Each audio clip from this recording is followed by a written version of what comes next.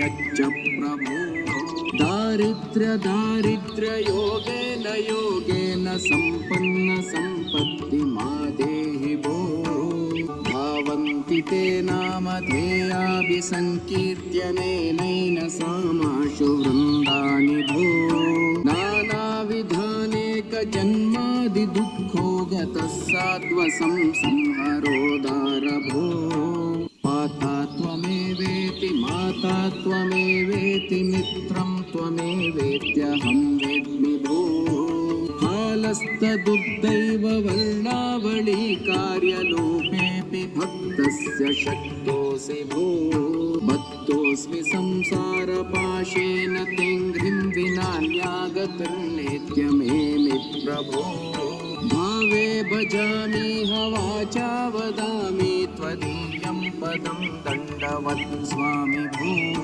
मान्येषु मान्योऽसि मत्या च धृत्या च मामद्यमान्यं कुरुद्राग्विभो तं काममाकामये तन्न चापं ततस्त्वं शरण्यो भवत्येमि भो राजादिवश्यादिकुक्षिं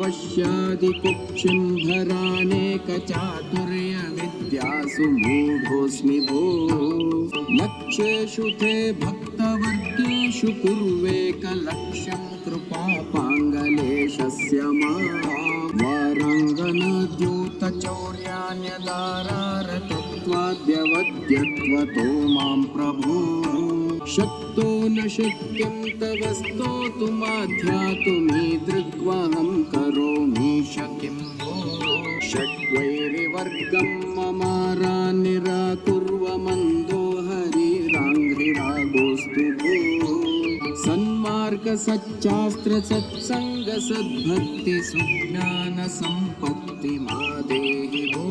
हास्यास्पदोऽहं समानेष्वकीर्त्यार्थवाङ्घ्रिं प्रपन्नोऽस्मि संरक्ष भो लक्ष्मीविहीनत्वहेतोस्वकीयै सुदूरे कृतोऽस्मित्यवाचोऽस्मि भो क्षेमं करस्त्वं भवम्भोधिमज्जनानामिति त्वां प्रपन्नोऽस्मि भो कृष्णावधूतेन गीतेन मात्रक्षराद्येन